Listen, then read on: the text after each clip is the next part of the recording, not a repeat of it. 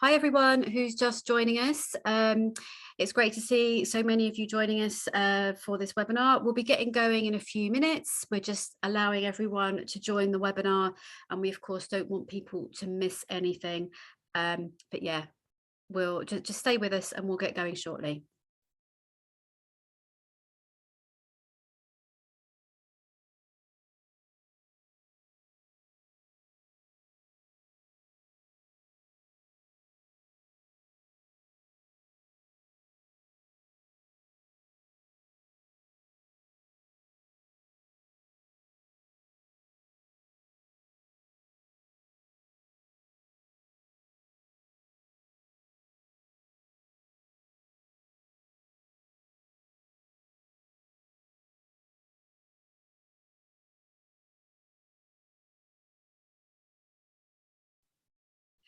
Hi everyone. I can see that there's lots of people still joining us, so we're going to give it a minute or two before we kick off with the webinar, because we don't want anyone to miss anything.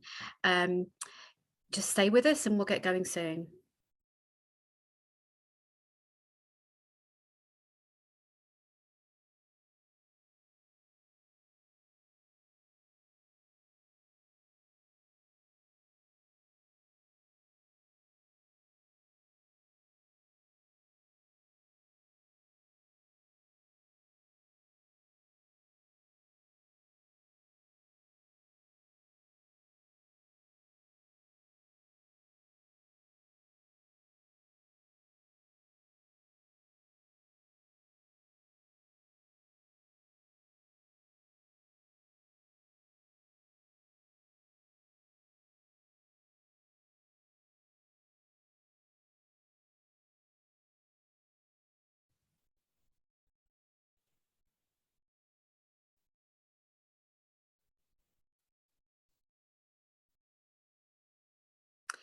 Okay, good afternoon, everyone. There seems to be lots of you who've joined us. We're going to get going. Good afternoon. My name's Anna. I'm from the TUC, and today we're going to have a webinar about artificial intelligence in the workplace. So it's a bit different today. As some of you all noticed, we're on Zoom. We're not on Crowdcast, and there's a good reason for that, because we are using we have a guest who is a Spanish speaker. Jorge is from one of our sister unions in Spain, and he'll be speaking shortly. And the reason we're using Zoom is because we've got simultaneous interpretation. So you can choose to listen on the English channel by clicking the interpretation icon at the bottom of the screen and selecting English. If you do want to listen in Spanish, if there are any Spanish speakers, you can also select the Spanish channel. As ever, we have live captions on the webinar, so you can switch those on as well by clicking the live transcripts button at the bottom of the screen. So, as always, we've got our chat panel on the right-hand side. Please use that to introduce yourselves, to tell us where you're from, to exchange ideas and information in that panel. And you can also ask our panelists a question. At the bottom of the screen, there's a Q&A button. It looks like a speech bubble. Please post your questions there, and I'll try and we'll try and get to as many of those as we can after our presentations. As with all webinars, we are recording this. We will be able to send the recording out to anyone who has to leave us early or who can't, who don't catch everything. And we'll send that out by the end of today, along with any resources that we might share in the presentation. So I'm joined today by three fantastic speakers. We've got Terry Pullinger from the Communication Workers Union, Taj Salam from Unite, and Jorge Maeso Carmona, who I've already mentioned, from our sister union in Spain. We're going to be talking about artificial intelligence. So this is probably a new area to many of us. Artificial intelligence is already in our lives a lot. If you've got an Alexa at home or a Siri, you've probably already using it in your everyday life, or even a smart meter on your boiler. That's a type of artificial intelligence that you may already be interacting with each day. you might already be coming into contact with AI out in the wider world as a consumer or as a traveller, perhaps as a bus passenger. But what we're going to be talking about is AI in the workplace. We're going to be hearing from our speakers how AI has impacted members and colleagues in their workplaces, in their different sectors. And crucially, we're going to hear about the methods and the bargaining that took place in order to get the best agreements for members who were working alongside AI. So I appreciate this is a new subject for many people, and it might seem complex, but we're here to try and understand it a little bit more. So first of all, I'm going to hand over to Terry from the Communication Workers Union, and he's going to tell us about experiences around AI in the Royal Mail. So Terry, it's over to you. Thanks. Good afternoon, everybody, and it's a real honour for the CW to be asked to come on here and for me to represent and talk about what we've done in the postal side of our union. So we've got a telecommunications side as well, but this is about an agreement we recently made on the postal side. So, I mean, I think for us, we would say it's a combined sort of title really of new technology, AI, and the fourth industrial revolution, which has sort of shaped our thinking of how we've approached our most recent agreement. And I think it's fair to say that I would probably start this by saying what we've done is try to maintain traditional trade union values in that modern setting. So there's a couple of points I'd like to say just to that helps shape some of our thinking and how this direction of travel has gone in terms of new technology and working people. So one thing that's pretty high up on our agenda is the fact that slavery was abolished in 1833 in the UK. And also, I'd like to quote John Maynard Keynes, the economist, who anticipated, because of the development of technology, this was in 1930, that workers would be on a 15-hour week. But the truth is, business management it's never changed. And if it can drive modern day slavery, then it absolutely will do. And it's along with managerial techniques and new technology, how we as trade unionists try to negotiate and bargain to protect our members from the abuse that can take place. So we've seen things like not just technology, there's examples of that in total quality management, continuous improvement, and then new technology to back that up, to try and drive individualism rather than collectivism in the workplace. So when we went into our negotiations in the course of, well, we had 4 years of dispute actually, but we got the agreement at the start of this year. A big part in that was how new technology was going to be controlled really by us, but how it would be part of our agreement. And obviously, as I say, to avoid modern day slavery, we've all seen what's gone on in Amazon and some of the reports we hear how people are being driven, especially if they're not unionised. So we based our agreement, it dealt with a number of issues, but we based it on a fair day's work for a fair day's pay, which I think is probably a real traditional statement for working people, and ensure, as I say, that people have proper respect in the workplace. So you can't deny new technology. It's all part of our daily life. Examples were given then, whether it's what you got on your wrist or how you're ordering parcels or anything else, or whatever role it's playing, adjusting your heating that was mentioned. It's all part of our lives, and we embrace it in our social lives, really. We embrace it. So it's not, it would be ridiculous to us to say it's not going to affect your working life, and it can improve things and it can create jobs and everything else that goes with it. But it's this side of it, what it means for ordinary working people, which I think is so crucial.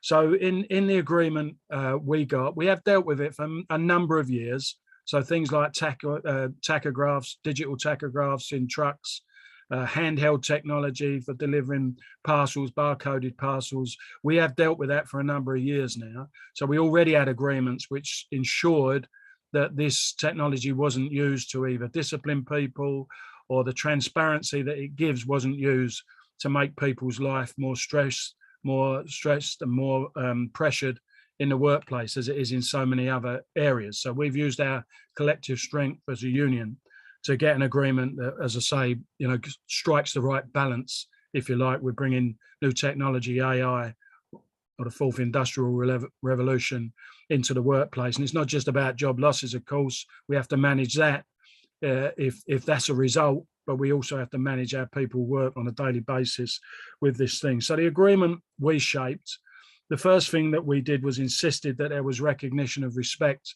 for the employees. And I'll quote from the agreement what I mean by that, and this is in our agreement, that it's agreed that all individuals have the right to privacy at work, and it is accepted that there is a mutual obligation of confidence and trust applied in every contract of employment, and that all parties should act in a way not to break that relationship. So that was making sure, first and foremost, we got the respect for our people up front, and that there is an element of trust and privacy that people should have in their lives. Then it was about, in the agreement, how they bring technology into our organisation, further technology. And we had to ensure that that is agreed. That will only come in and be deployed if it's agreed with a trade union. And the way that we've dealt with that is we negotiated a trial agreement, which is the first port of call. So if before management even go and put a business case to the board or whatever of the company, they sit with us and they talk about this thing they're looking at that they'd like to invest in. And we have the general sort of knockabout of whether we think that's going to be acceptable or not. What would be the objectives if we are going to trial it? Both mutual interest, so the objectives of the company, the benefits, but also the benefits and the objectives of the employee. So that would be then a trial terms of reference. We would trial whatever it was, and then we'd have to make sure that it ticked the box of all those objectives, not just the ones that were in the interest of the company. And if we do that, then we would agree a deployment. But other than that, it's got to go through that rigorous process before it can come in.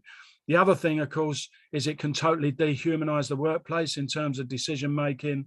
And as I say, isolate individuals rather than dealing with the collective working methods. So the next thing we've done is we've made sure that the decisions, the key relationships in the workplace is the trade union and the management, and the decisions are made by them. So new technology may give you the information, but you then use that information. The technology doesn't make the decision.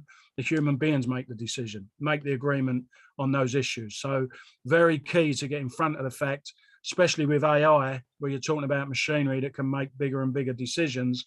It was very important to us to get it written into an agreement, which we could defend, of course, with a trades dispute if we had to now, legally, because that's in an agreement.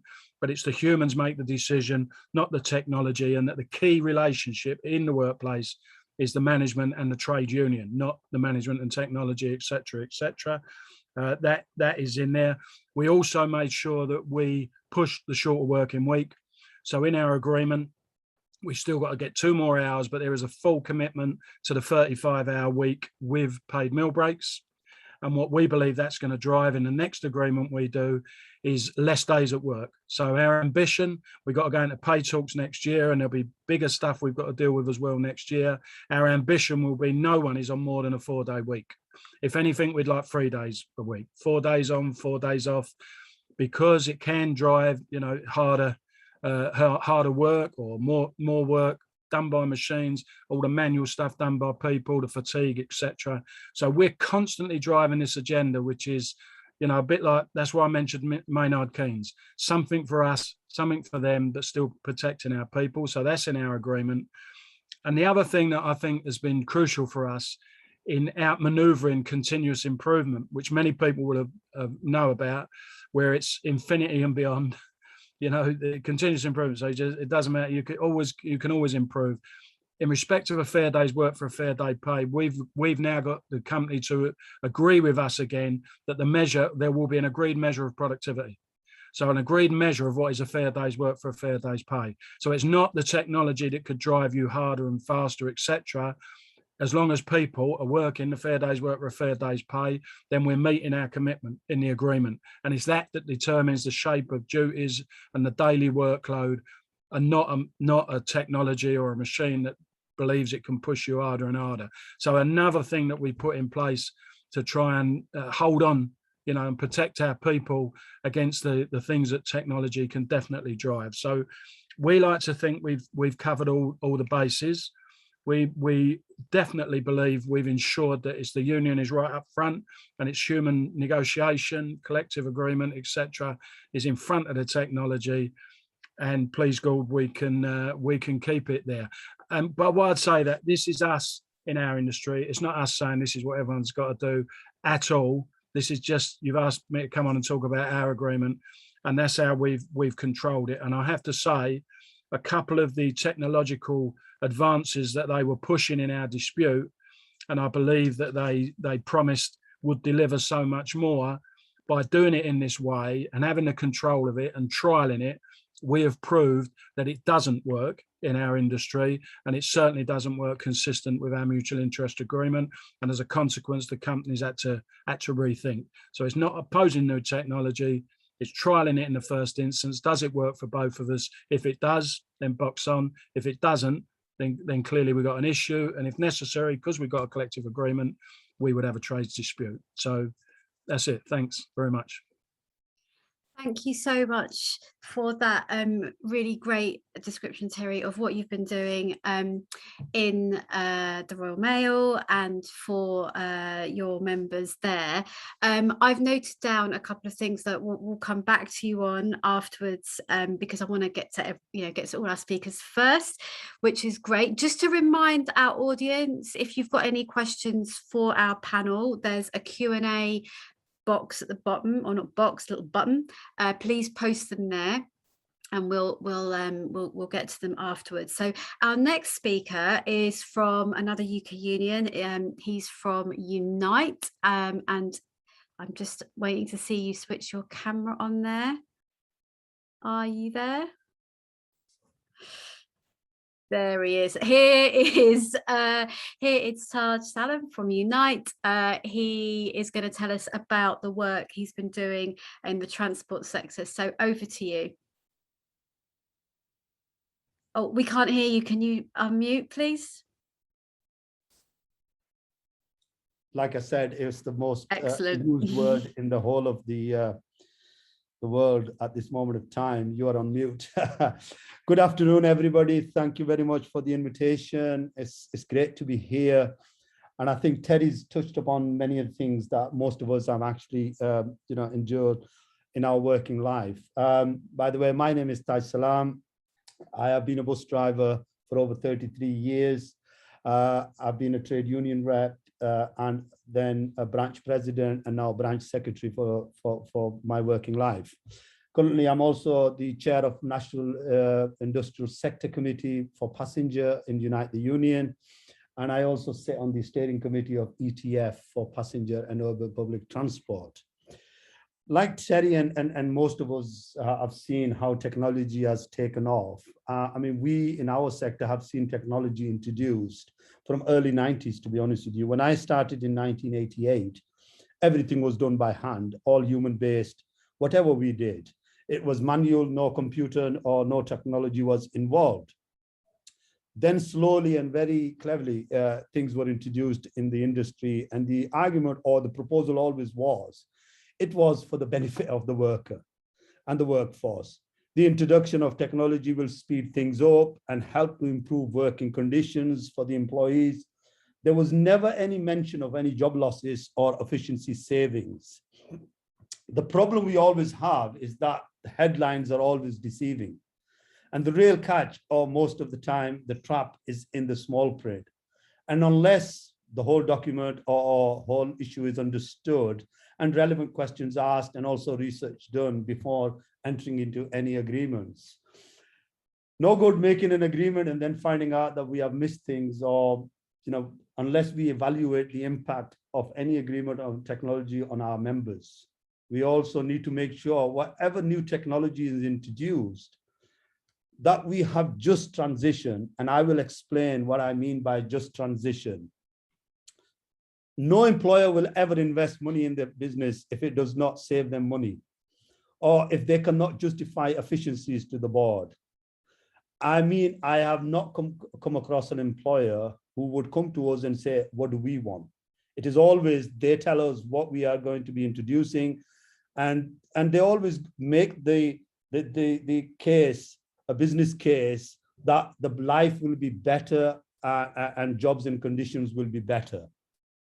However, the proof is in the pudding in our sector. Since deregulation and the multinationals taking over the running of 80% of the market in passenger transport, we have seen how our terms and conditions, pensions, and other benefits have been attacked at every opportunity, and technology has played part in that. This is why our demand has always been that just transition must apply. And we have always argued that technology should not be feared, but embraced in a way that helps all. In the beginning, everybody feared technology. Nobody wanted technology introduced. But now, like Terry says, whether it's on your wrist, in your hand, or in your house, or in your car, technology is everywhere.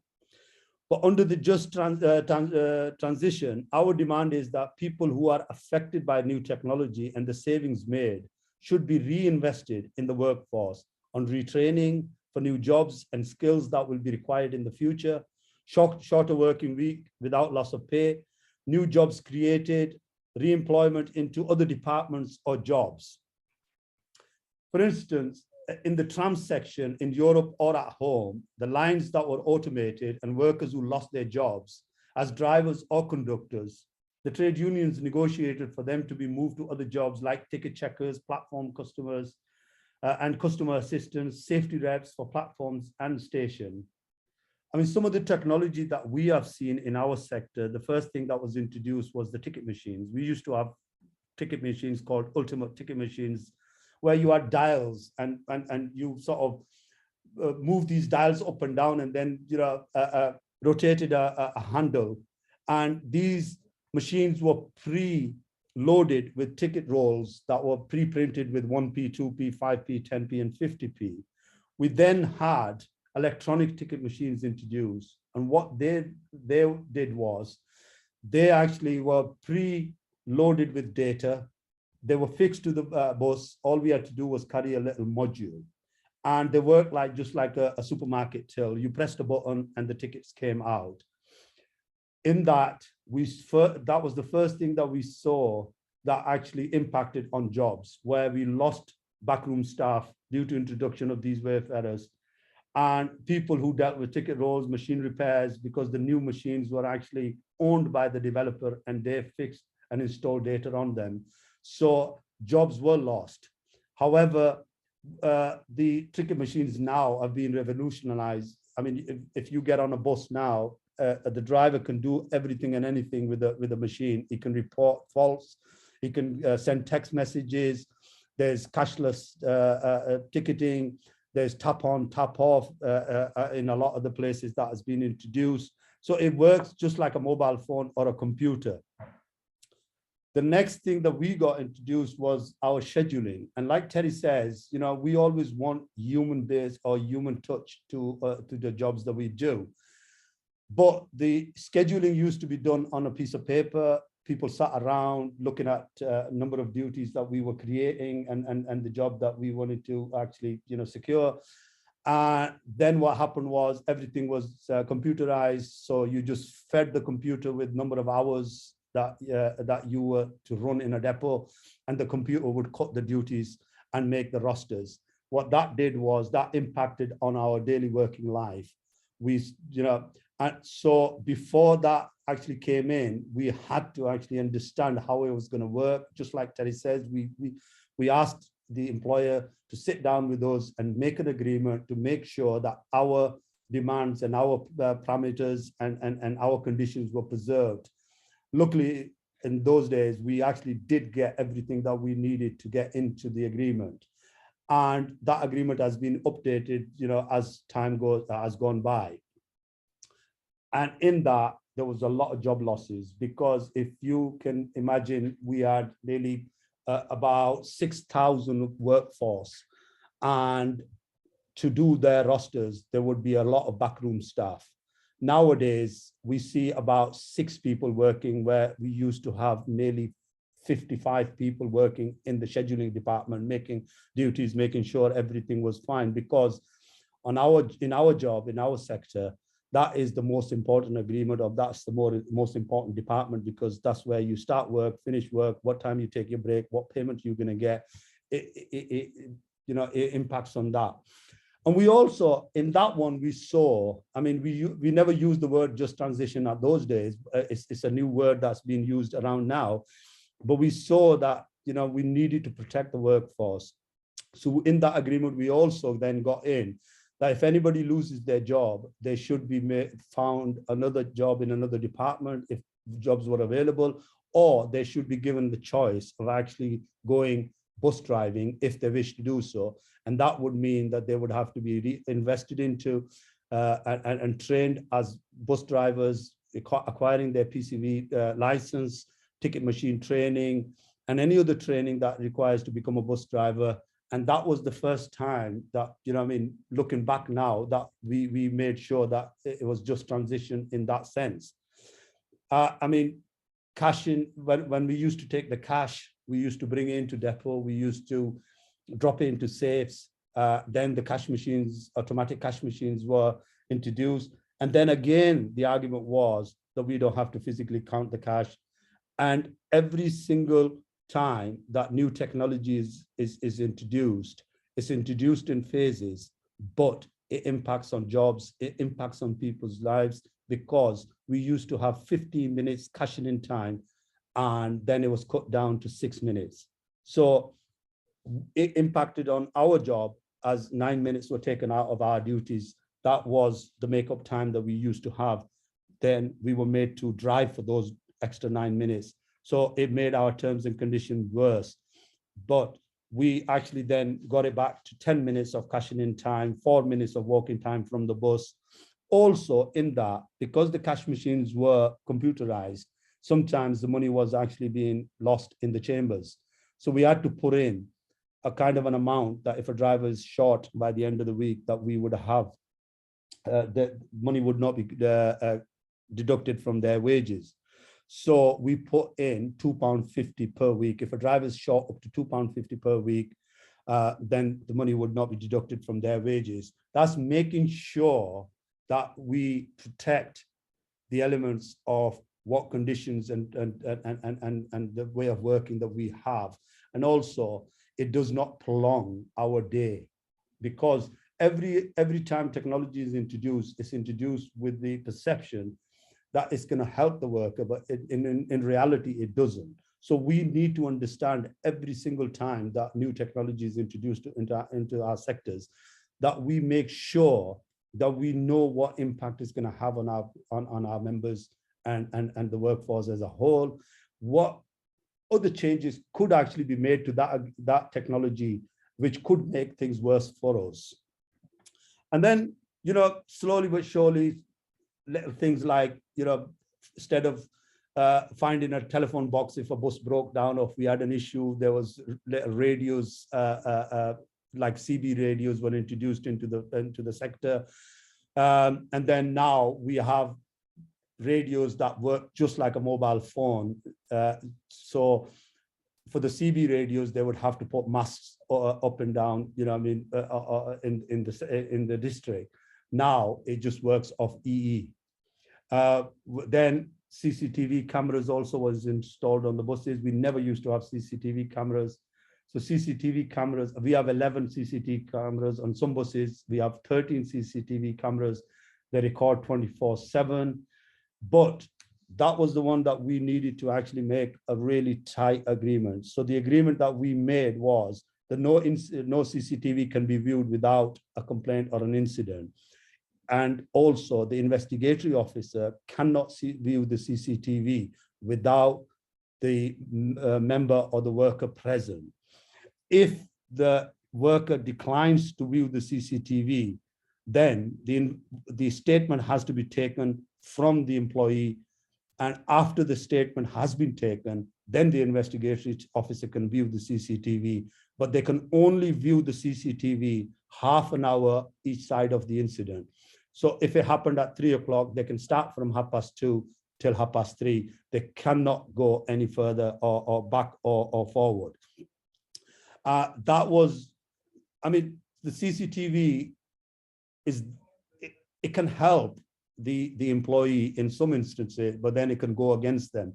Because if 2 hours earlier, if you made a gesture or something because somebody cut you up or something happened, and instead of looking at the incident that's been complained about or brought to their attention, they could be looking at all sorts.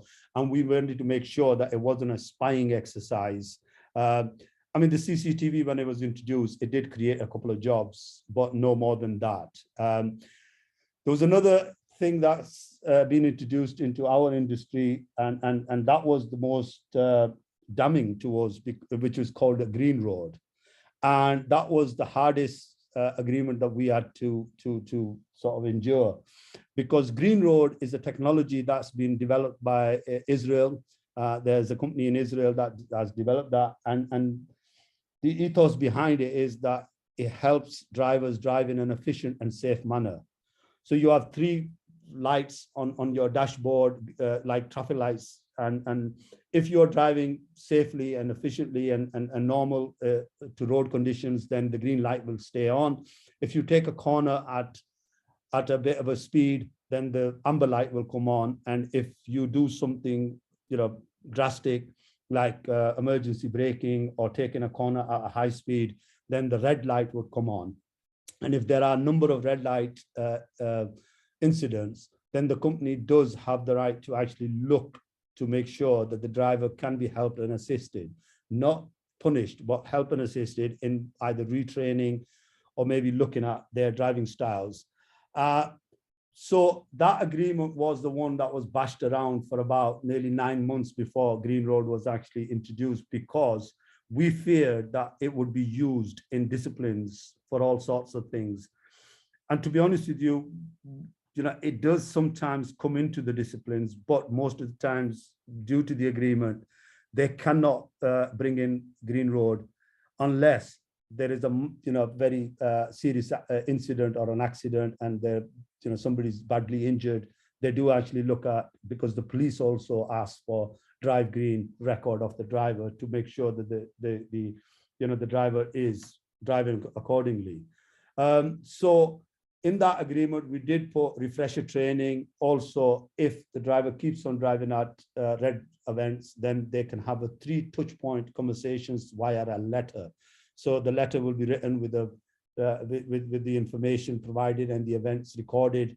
And if it's constantly then not taken notice of the touch point conversations or the retraining, then disciplinary action can actually occur. I would say to you that technology is good in some senses, but we've always found in our sector that whenever technology is introduced, it's introduced for efficiencies rather than helping us. We've had other things like driver assistance, advanced warning, because now they're bringing in low bridge warnings, steering or other important features, failures warning.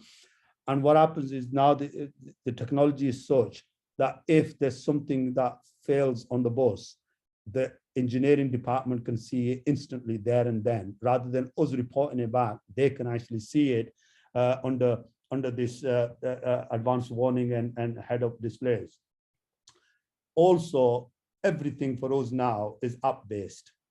We used to have notices on the notice boards. We used to have rosters printed where people could carry a paper copy of them. We could have, holidays. You could go to the office and look at what holidays you had or what you've taken on paper copies. Everything now has been introduced on app-based technology. So everything is put on app. And if there are some people that are at loss with that, because not everybody has got a phone that has app-based technology, or some people don't even have a phone, to be honest with you. We've seen that.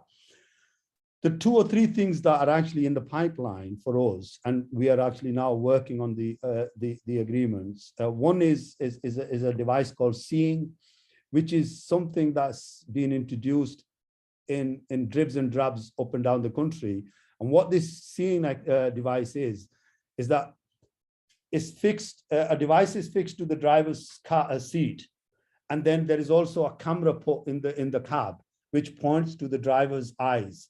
And if the driver shuts their eyes, then his or her seat starts vibrating to wake the driver up.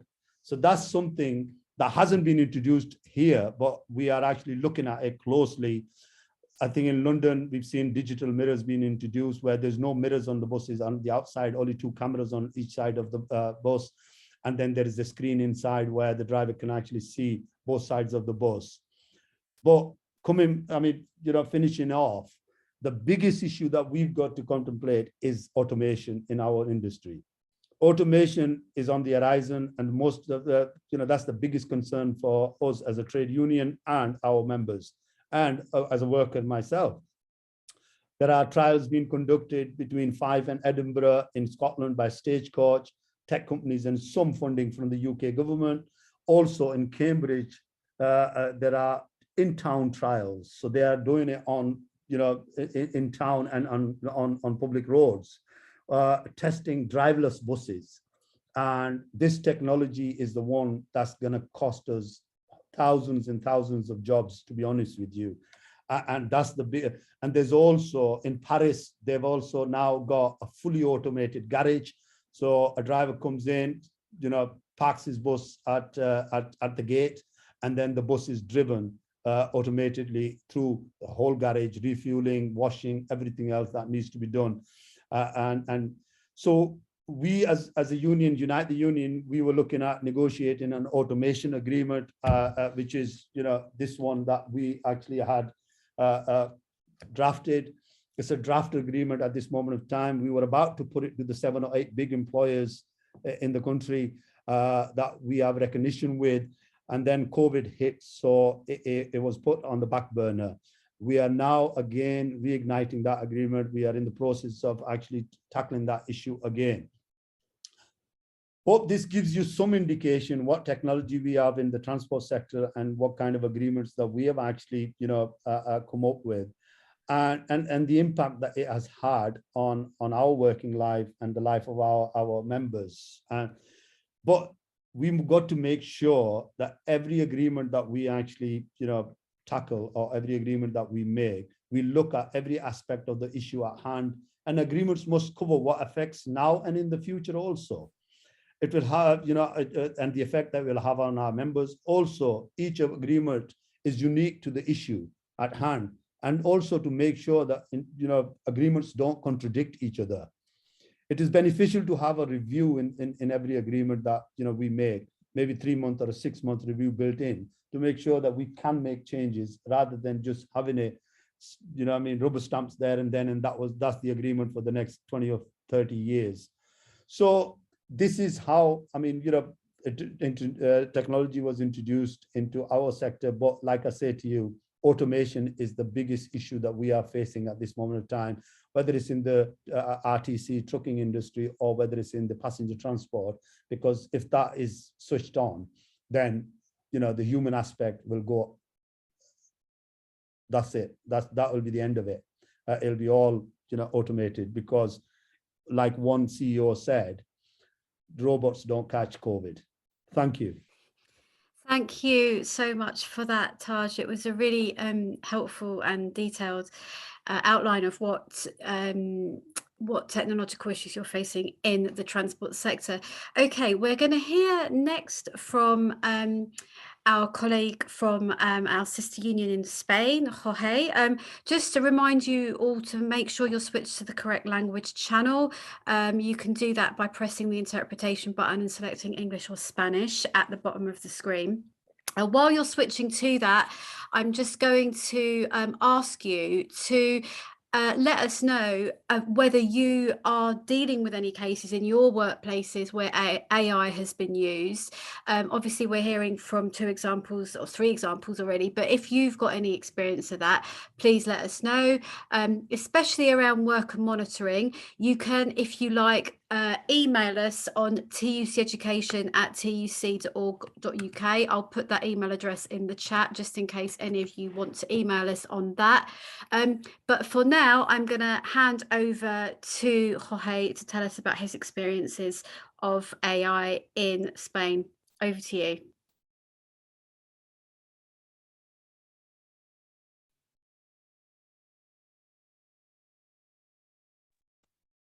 Hola, buenas tardes. No sé si se me oye bien, sí, ¿no?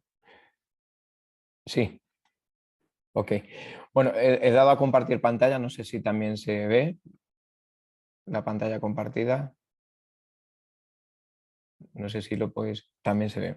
Bueno, pues muy buenas tardes, gracias por invitarnos en este caso a Comisiones Obreras a contar lo que está pasando o cómo hemos llegado a una negociación sobre la inteligencia artificial y derechos digitales en el sector financiero. El sector financiero es uno de los sectores donde más hemos sufrido la digitalización y la transformación digital y esto que llamamos ahora inteligencia artificial desde los últimos años. Y esto es un hecho que es inevitable como está ocurriendo en otros sectores. Lo único que se ha agravado bastante, ha ido mucho más rápido todos estos procesos de digitalización con el tema de la pandemia.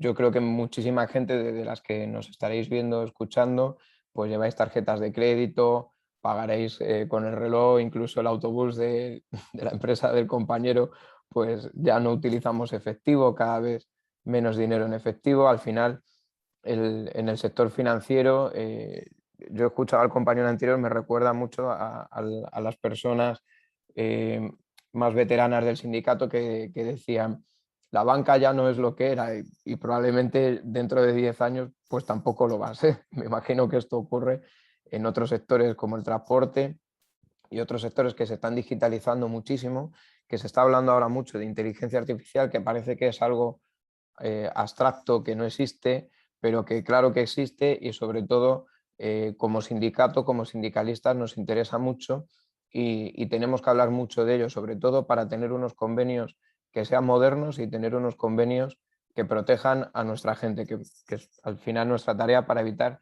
que haya abusos, en este caso abusos de la tecnología, que se están produciendo y que tenemos que evitar. En el caso de la inteligencia artificial, yo os pongo aquí, la presentación está en inglés para facilitar un poco la cosa.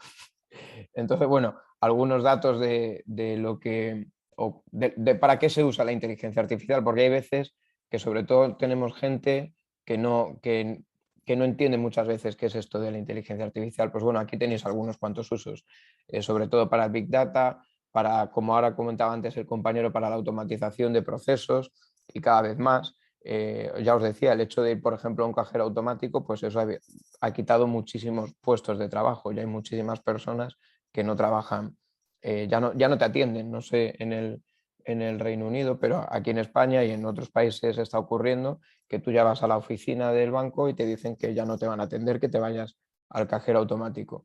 Y esto tiene un problema también muy grave porque hay personas que no saben utilizar estas máquinas y que por lo tanto se quedan fuera del sistema financiero, que además es necesario pues, para cobrar la pensión y para otro tipo de cosas. Bueno, pues otros usos es para la creación de contenido, para agentes virtuales que cuando tú llamas por teléfono te atienden y ya no sabes si te está atendiendo una persona o te está atendiendo una máquina, ya cada vez lo van haciendo muchísimo mejor, reconocimiento de voz y sobre todo una cosa que nos interesa mucho, que hablaré un poquito después, que es la gestión de los recursos humanos y qué es lo que hacen con nuestros datos. Cuando recopilan nuestros datos, hablaba el compañero, por ejemplo, en una videocámara en un autobús, en nuestro caso, por ejemplo, en una videocámara en una sucursal bancaria, ¿qué ocurren con esos datos? Esa información es muy importante tanto para la empresa, para la gestión de los recursos humanos, como para sus propios clientes. Por ejemplo, algunos de los usos que tenemos que se da de la inteligencia artificial en el sector financiero, pues son los chatbots estos, como os decía, y los asistentes virtuales. Cuando tú llamas ya no te atiende una persona, te atiende un sistema donde ya tienen todos tus datos y ya saben perfectamente quién eres y qué puedes necesitar antes de que conozcas siquiera tu problema, pues para temas de crédito, para prevención de fraude, para investigación y sobre todo pues para saber si eres una persona o no solvente. Esto es, bueno, ahora además que viene la nueva película de Matrix, esto es como, siempre parece que te dan a elegir, pero realmente siempre hay una persona, de momento, que todavía no estamos terminados de controlar por las máquinas, de momento hay personas que están gestionando los recursos humanos y la información y esto de los algoritmos y demás, todo esto, de momento lo hacen personas, no lo hacen máquinas. Por lo tanto, a nivel del sindicato necesitamos saber que estas personas que están gestionando estos datos, esta información, lo hagan de una forma adecuada y no utilicen esa información para situaciones que se puedan dar de discriminación y otro tipo de situaciones. Ahí se me ha abierto el chat sin querer, disculpad. No sé cómo lo puedo cerrar ahora. Bueno, cuando en Comisiones Obreras pensamos sobre cómo podíamos modernizar el convenio con el tema de la tecnología y el tema de la inteligencia artificial en el sector financiero, yo os voy a poner un par de datos que son bastante significativos, que es el tema del teletrabajo. La situación del teletrabajo, bueno, hay personas que le benefician el trabajar desde casa para poder conciliar la vida, porque se ahorran tiempo, porque se ahorran dinero en el transporte. Pero el tema del teletrabajo tiene muchísimas vertientes que debemos también de conocer. Aquí os he puesto una gráfica de la situación de las personas. La parte de azul son personas que no están teletrabajando hasta el año 2019 y la parte de abajo son ese poquito de personas que no llegan ni al 10% o están en torno al 10%, que reconocían que o teletrabajaban algún día o más de un día. ¿Vale? Esta es la situación en la Unión Europea. Os he puesto el asterisco abajo porque cuando tenía la gráfica por Reino Unido ya no estaba, entonces, pero os he puesto el dato abajo de la situación de personas que están actualmente teletrabajando o que reconocen que teletrabajan al menos un día o más de un día a la semana. En el caso del Reino Unido, por ejemplo, si os fijáis en abril del 2020 es un 46%. Esto es muchísimas personas. ¿Y por qué decimos esto? Porque cuando está una persona teletrabajando, la empresa puede obtener mucha información o muchísima más información de la que nos pensamos. ¿Qué información puede obtener sobre mí? Pues fijaos, desde el control de geolocalización de dónde estás en todo momento. Si tú estás en la oficina, por ejemplo, pues no saben si te has levantado una, dos o tres veces, pero si tú estás en tu casa, saben si estás en tu casa o no estás en tu casa, el tiempo que te conectas, cuándo te conectas, si estás atendiendo a un cliente en vez de 10 minutos, 5. No nos damos cuenta, y esto es una situación que es bastante grave, de la cantidad de información que sin querer estamos dándole a la empresa y que no sabemos la mayoría de las veces qué está haciendo la empresa con esta información. Y es por eso por lo que entendimos en su momento y entendemos que los sindicatos tenemos que saber qué ocurre con esta información, sobre todo para que no haya procesos de sanciones, para evitar procesos de despidos colectivos porque se haya introducido una nueva tecnología y eso haga que sobre muchísima gente, entonces que podamos reubicarlas y que tengamos capacidad de negociación y de movimiento con este tipo de información. Es muchísima la información que las empresas obtienen de nosotros. Imaginaros como cliente cada vez que utilizamos una tarjeta de crédito, que saben dónde la usamos, cuándo la usamos, en qué momento, en qué estamos gastando. Pues imaginaros con los sistemas de videovigilancia, de control, de geolocalización. Esto es, si no se negocia, es gravísimo. O sea, como sindicato, tenemos que intentar siempre llegar a acuerdos que nos ayuden en este tipo de situaciones. Aquí, pues como os decía, os pongo algunos ejemplos de cosas que la empresa puede obtener sobre nosotros sin que lo sepamos y que no nos damos cuenta. Y al final, esto lo que ocurre es que es una invasión de la privacidad y que no sabemos realmente qué datos de estos que recopilan, de si están grabando o no conversaciones, o como decía el compañero, por ejemplo, de los autobuses, si en un momento dado han mirado que yo haya hablado mal a un cliente, que eso lo puedan utilizar en mi contra para que me puedan sancionar, los tiempos en los que yo estoy o no estoy conectado. Al final es anticiparse a toda esta información y todo esto que pueden recopilar sobre nosotros, incluso pueden hacernos un perfil sobre empleado muy rápido con toda esta información de si yo soy mejor o peor empleado, dependiendo de los datos que obtengan sobre mí. En nuestro caso conseguimos llegar en el convenio colectivo de banca, conseguimos llegar a un acuerdo de transformación digital y derechos digitales, en el que hemos recogido, os pongo algunos ejemplos de cosas que hemos recogido, ¿no? Por ejemplo, pues la regulación de lo que nos tiene que proveer la compañía si yo voy a teletrabajar, qué cosas me tiene que dar. Pues me tiene que dar un ordenador en condiciones, un teléfono, Luego a veces estas cosas también pensamos, ay, qué bien, me ha dado un iPhone para trabajar desde mi casa. Ya, pero si yo utilizo ese teléfono, ¿qué información va a obtener sobre mí? El derecho a la desconexión, que es algo que ya se viene hablando desde hace unos años, es algo importantísimo que tenemos que conseguir negociar o que esté en las negociaciones. Que a partir de cierta hora fuera de mi horario de trabajo, la empresa no tenga ningún tipo de derecho de avisarme, de llamarme, por mucho que me haya dado un iPhone, yo lo apago y no tiene ningún tipo de derecho a llamarme por teléfono ni a mandarme ningún correo. El derecho a la privacidad en los usos de los dispositivos digitales en el espacio de trabajo. Esto es importantísimo también porque aunque yo esté trabajando, si yo utilizo mi ordenador o he recibido una llamada que no es de un cliente y es otro tipo de llamada, y la empresa eso lo graba, ¿qué va a hacer con esa información? Pues bien, se supone que esa información no la pueden utilizar porque es una invasión de nuestra privacidad.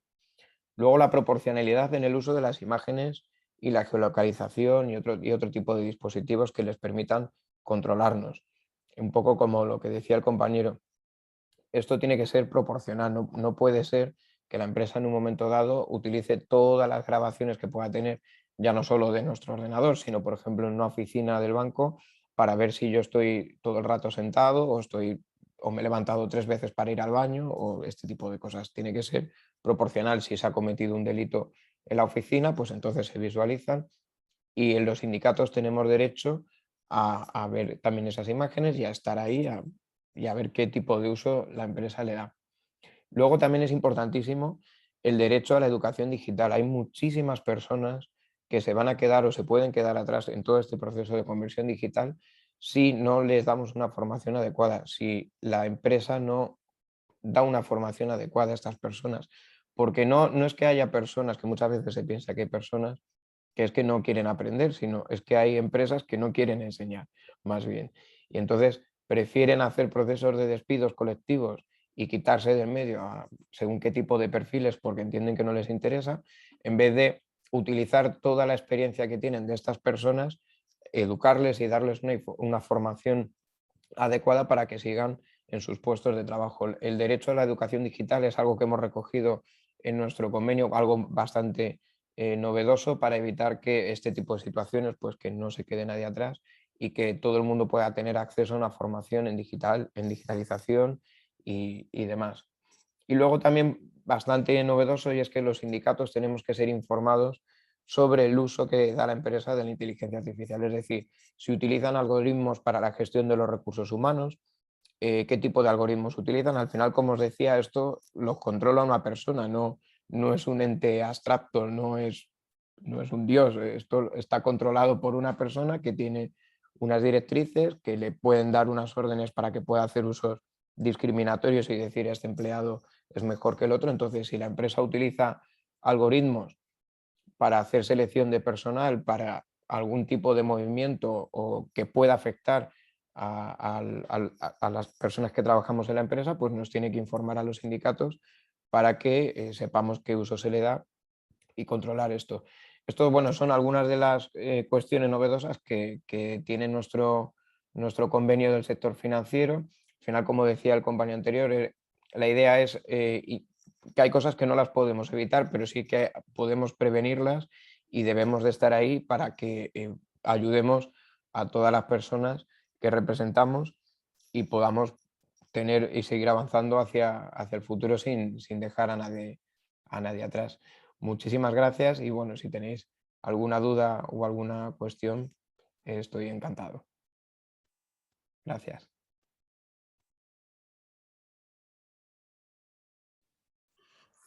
Thanks so much for that, Jorge. It was incredibly interesting and it was great to hear what you've been doing in Spain with your members. We have had some questions which I'm gonna put to all of you now. We're gonna try and get to as many of those as we can. Just a couple of things that I noted while all three of you were speaking. You mentioned there this right to private life, Jorge, that you've been introducing or emphasizing in your collective agreements, and I think that with quite a few union colleagues in the UK. Some of you might be online with us, and you talk about this right to disconnect. I think it's quite a similar concept in that this, you can disconnect from your devices and not be contacted at any hour of the day, not be monitored at any hour of the day, etc., etc. Okay, we've had, as I said, we've had a few questions posted already from our audience. So first up, our questioner has said AI can also be powerful and could be, as we've all referenced, it can be a force for good and a force for ill. Have any of our trade unions, in the experience of the three of you, started to use AI or this new technology to support our movement, perhaps to organise or to get to some of our goals? So Terry, we'll come to you first because you're the longest to go who spoke. Is there any in the CWU, have you started to use this new technology at all? Yeah, certainly the communication strategy over the last few years has really pushed things forward for us. We're developing an app that comes on the phone, that can give people information about agreements or route of contact, and you can join the union online, all those sort of things. I mean, but what we found really powerful, but of course, as soon as you find something like that the union use, the employer will respond, won't they? So when we went into, say we was in 4 years of dispute, when we went into dispute in 2018, they'll do anything to block you getting a good yes vote, to try and get you in a good position for an agreement. We had astonishing yes votes, and it's because at the time, we said to ourselves that if we could go into every workplace individually, we would bet on ourselves to deliver the members. But how can you go to every single workplace? You can't. But of course, new technology did enable us to get into every single workplace via FaceTime or videos, and we maximised that. And at that time, the employer wasn't in the same place, and it was very advantageous to us, and it was an excellent sort of campaign. But they quickly realise, and they do the same thing. So there is a competition of using technology, both the employer and I would say the union, a constant competition of who gets to who and how much information can you get to each individual. But that is an example of where we've definitely used it to our advantage, and as I say, to try and organise and make sure everyone's in the union. Thanks, Terry. That's really helpful. And you just speaking there has reminded me that colleagues of mine in the TUC are doing a lot of work in documenting and experimenting with new technology to try and grow our movement, to try and organise. There's a whole load of online resources about that, which we'll post a link to in the chat in a minute. One of my colleagues will. The project it's called Digital Unions. There's lots of information out there. Both Jorge and Taj, have you got any experience of using the technology to build the union, to make it stronger, to get our goals? Taj, let's see if you've got anything that you can add here. Well, I think Terry's actually, covered most of it. Under the work voice pay for Unite, what we've done is we've actually documented everything. Every pay deal that actually happens in the country is documented in there. Our shop stewards can actually go in, or our activists can go into that section of Unite's website and check what other people are actually getting, up and down the country. Also, what we've also seen now is where Unite is moving forward with the digital platform of making sure that we have all up-to-date details of our members, especially email addresses, so we can actually, mass emailing to all our members. And then the Facebook and Twitter and other social platforms, they're actually being utilized also. Every time we have a combined meeting or a industrial sector committee meeting, there is a short video then made after that. And then it is actually posted on either the Facebook, Twitter, or Instagram for people to actually see what the union is doing. Because, like I said, in the movement, we can't shy away from using technology, because technology is here and it's here to stay. So we've got to utilize it in the best way for our members to make sure that our members get to know what the union is doing, because now is the best time for people to recognize that if the unions weren't there, then, you know, a lot of things the employers wanted to bring in, especially in the last 2 years, would have actually just wiped out a lot of the workforces, to be honest with you. Thank you for that, Taj. So we've heard about what UK unions have done with new technology. Have you got anything different to tell us about from Spain, Jorge?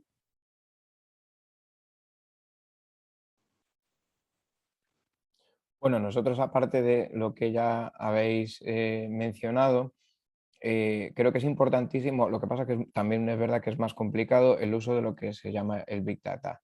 Y es que nosotros utilizamos toda la información que por ley obligatoriamente nos tiene que dar la empresa sobre toda la plantilla, sobre todos los empleados.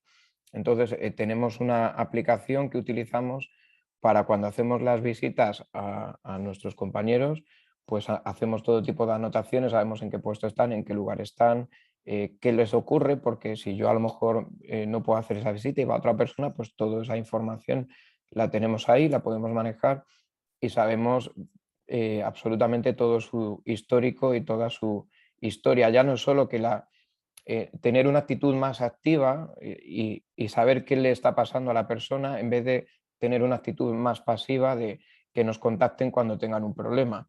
Este tipo de cambio que hemos hecho, que ya digo que cuesta mucho tiempo y es mucho esfuerzo, pero es muchísimo mejor a la hora de la recepción de las personas y la percepción que tienen las personas del sindicato como gente que les vamos a ayudar y a solucionar, en vez de esperar a que les ocurra un problema, ya les intentamos ayudar antes de que ocurra, somos ya el salvavidas. Pero la gestión de este Big Data y de toda esta información es verdad que es realmente complicada, pero bueno, es lo que hacemos nosotros aparte de las redes sociales y todas estas cosas que ya se vienen haciendo.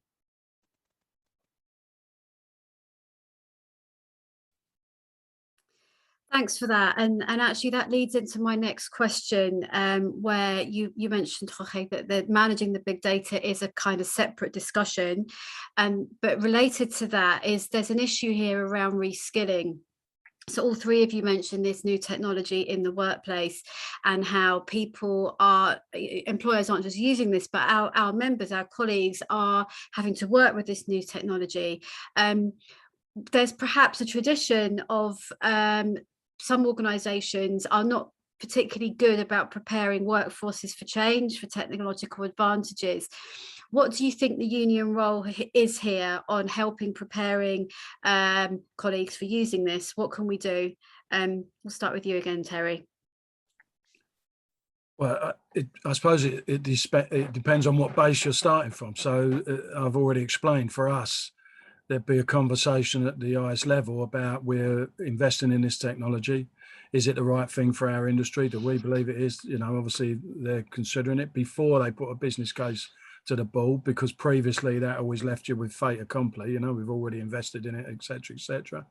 But I mean, the terms of reference for a trial, it would include all of that, training and protecting the people that might be affected. If it's going to affect jobs, then obviously we've got a good agreement in terms of if people lose pay or if they're moved off of a certain shift, lose allowances, there's compensation. If people want proper redundancy terms, it would have to be voluntary. We've not had one compulsory redundancy because we would fight against that. We would rise up against that sort of thing. So all of those things would be put in place. So it would be second nature to us to insist that there's training there. What we've done in our most recent agreement, because as I say, we were coming out of 4 years of dispute, there was lots of other aspects of that agreement that clearly I didn't touch on, but because technology we were focusing on, but even things like proper career path opportunities within the union. So people don't just come in and get stuck in one job and that's you there isolated in that.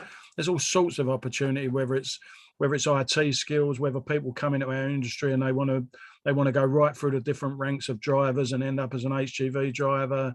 You know, even if someone wants to be a manager or whatever, what we're trying to create as well is that it isn't just, you know, a glass ceiling for people. They can come in and there's proper career path opportunities. It's another aspect where we're trying to get a benefit for people, because employers, when it suits them, block that training because they don't want to spend the money on training. They either want to put it in a shareholder's pocket or put it somewhere else. So we've tried to, it's not just pay, it's not just shorter working week, it's all them other benefits that make, protect the workplace. And as you know, our union is big on campaigning for the world of work, and using, as you said earlier about how we've used the technology, is to educate our members, not just in how we're protecting them and our, why it's the right reason to support the union, but also using it to try and educate people about what's going on for other workers, because we're conscious there's a whole, millions of workers out there that are really being abused by this stuff, and it's up to us to raise the bar on it. So training, everything would be part of the package. Absolutely. I think you've hit on some really key points there, Terry, is that you obviously, the agreements that you've negotiated with employers are vast, detailed. We can't go into everything here, but it's about getting it included in that agreement, about reskilling, about training on these new technologies. But another key point you just hit on is that even though this is new, and it's a whole new world for so many of us, a lot of the things that workplace reps will be doing will remain the same skills they've always done, communicating with members, albeit maybe using different tools, but still talking to members, reporting back to members, negotiating and getting the best deal for them. It's maybe using new methods, new technologies, but it's the same core role and the same core functions. We do realise that we've got a bit over time here, but I think we've got two last questions that I'm going to just try and get through, just so we can answer them. But I do appreciate that we've gone over an hour.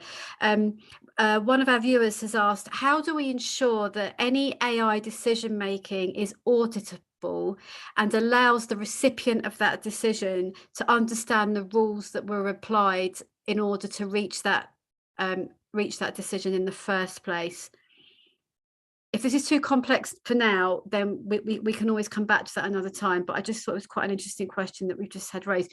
If we've got any advice about how we can get the information? Well, any information that produces a reaction to our members or our way of work, we would expect that would just become part of our natural industrial relations challenge. So if there was things there we didn't understand, because I'll tell you for now, for all the benefits, for all the proposed, that this technology can bring, this argument is as old as the hills, and it really is, and it's traditional values to get in there and deal with it. And if technology is driving the wrong decisions, which it sometimes does, but regardless of what people say, you've got to be on the ball, and you've got to have the agreements that ensure that we can step in as a trade union at any time, either collectively or for an individual, to make sure that those decisions, have they been overlooked by a human being, or have they just been driven by the technology? And if we are suspicious of that, we would make representation in the strongest way. That's great, Terry. Thank you. About getting your agreements in place in the first initially, and then using those as individual cases arise. Jorge and Taj, go for it. Can I just touch upon? I mean, when I was talking about the Green Road, that was actually designed efficiency only. It wasn't designed for the driver to be safe in any way, shape, or form, to be honest with you. But at certain points, it was used when there were, the devices that they fitted to the buses wasn't actually working properly because they were in their, implementation mode. And they were actually bringing in drivers who are 30 years of experience driving buses, no accidents recorded, no passenger complaints recorded, no passenger incident recorded. And just because this new technology was telling them that, the driver took the corner at a speed that wasn't desirable.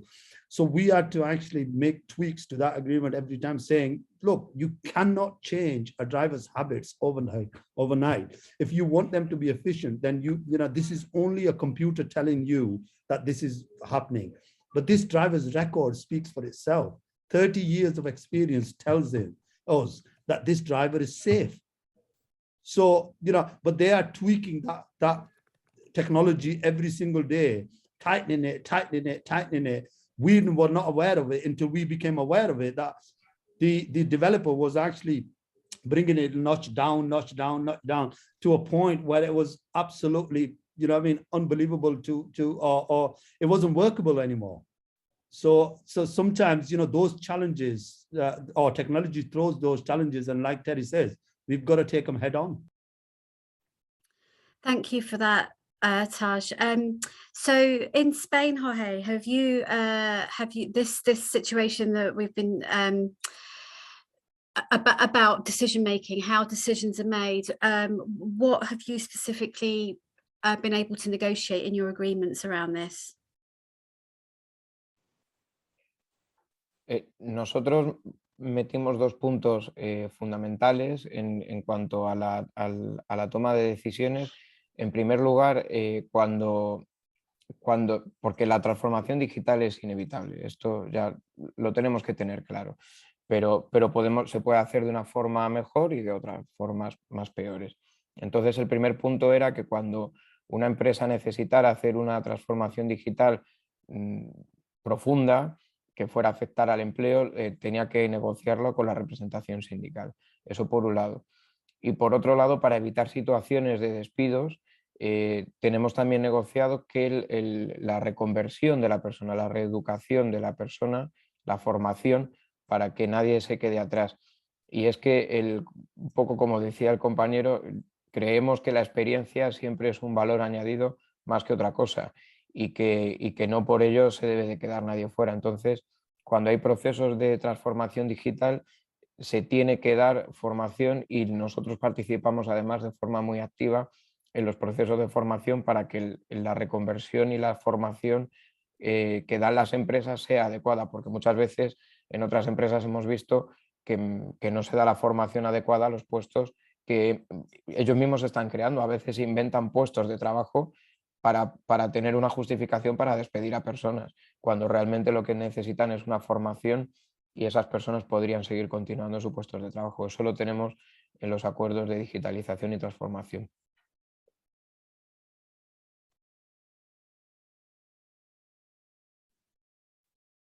Excellent, thank you.